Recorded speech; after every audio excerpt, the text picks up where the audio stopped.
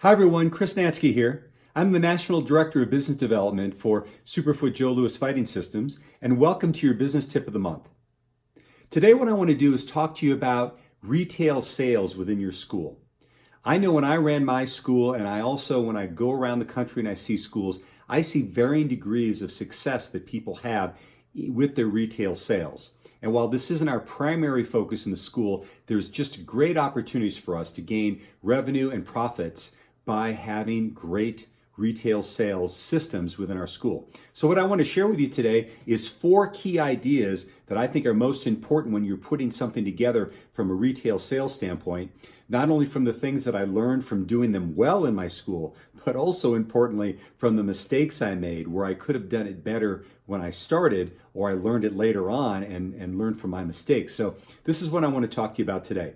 So the first thing is number 1 is have a visible pro shop.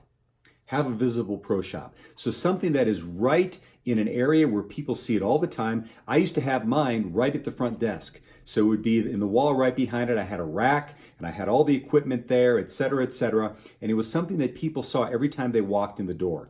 And if you don't have it right behind the front counter, have it near the front counter. So whoever's working that front desk has a way of communicating and touching base with parents when they're hanging around and they're looking at things in the pro shop. So you want to have it visible. I can't tell you how many times I go into schools and it's like tucked away where it's like, it's out there, but you don't even want to deal with it. Make sure it's prominently displayed. And when you do that, here are some things to consider.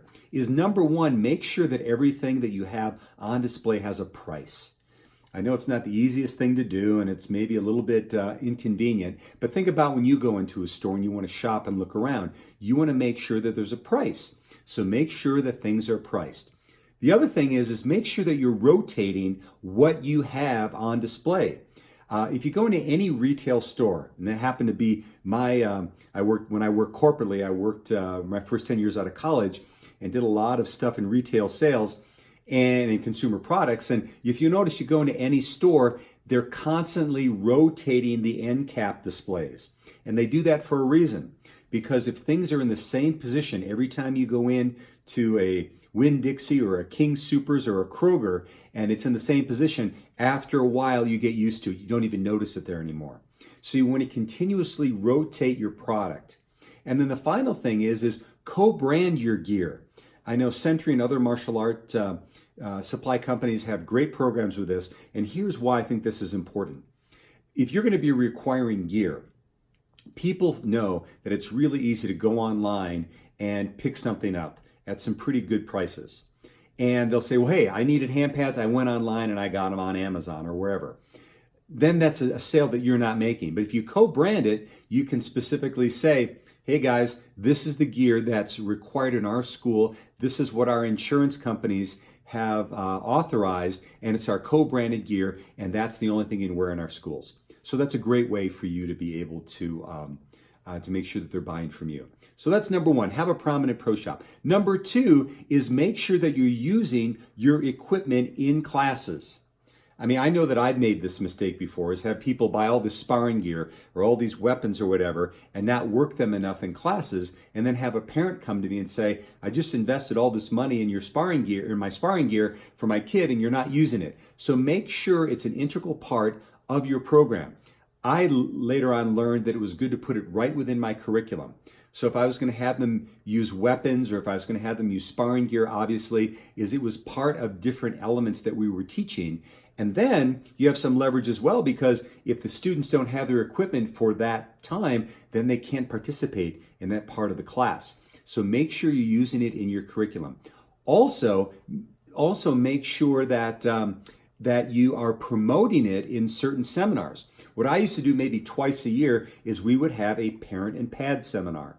So what that meant is for the cost of the equipment, say it's 2 square hand mitts from Sentry, or maybe it's a red kicking shield, what we would do is for the cost of the equipment, we would have them come in, and for an hour, they could work with their parents on using that equipment. Because we were always big on encouraging home practice in between classes. Now you have a way of the parents interacting with the kids. You teach them how to use it. You might even get a parent involved that they might want to join your program.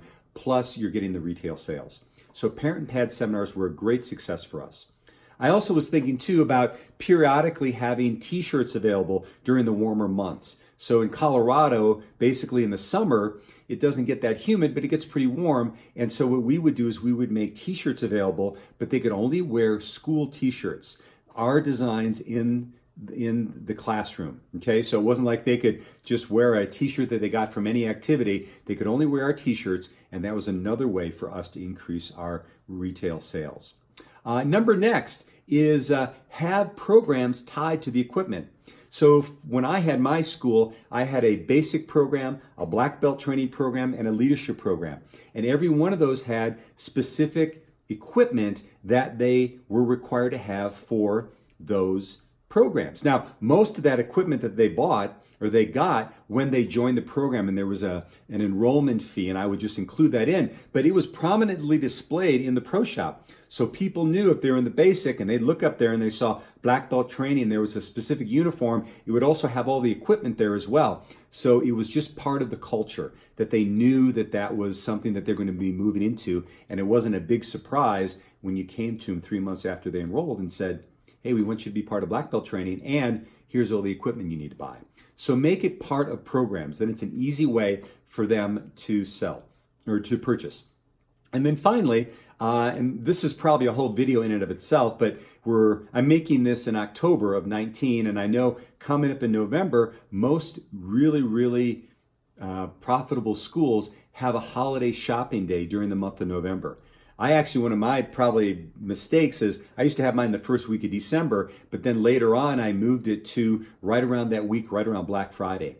And so what I would do is I would have it on the Saturday after Black Friday, where a lot of shopping was being done, and I would announce it in the schools 2 to 3 weeks before.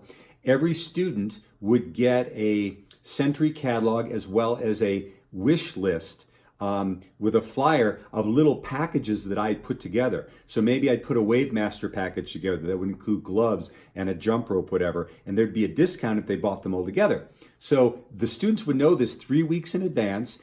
We'd be talking about it at every class, and then what we would do is we would open up the school on a Saturday afternoon from 1 to 4 p.m. and tell everybody that is the time to come.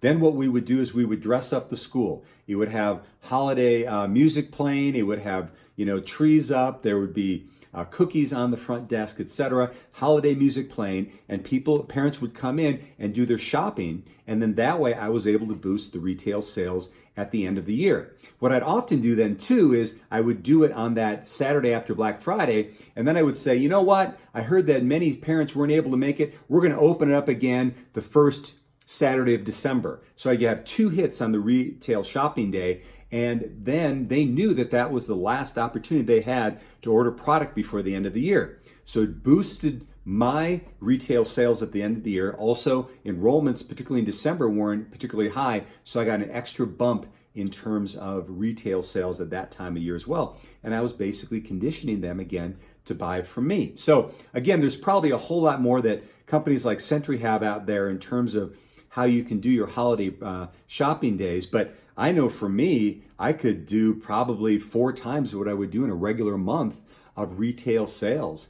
If you do it right and you really promote it well. The final thing I'll leave you with is this. As part of our holiday shopping day, we would also make available in the classes an envelope that had 3 gift certificates, good for, I think it was a month worth of training.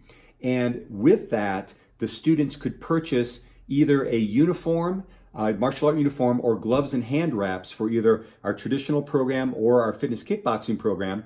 And for some kids, it could be used as a gift that they bought for their parents for, say, $19.95. So they bought the gloves and wraps, or they bought the uniform. They could wrap it up. That could be their Christmas present from their son, for mom or dad. And I have to tell you, I had several people take advantage of that. And right now, as I'm recording this, I can think of 2 people that came in as a result of one of those gift certificates that eventually got their black belts with me. So it can really work. So there's some top line ideas about how to impact your retail sales, visible pro shop. Make sure that you're incorporating your equipment as part of your training programs. Make sure it's visible, and also have that holiday shopping day to really round out your year. So this has been Chris Nansky from Superfoot Joe Louis Systems. If you have any questions, reach out to me, and we'll see you next time on the Business Tip of the Month.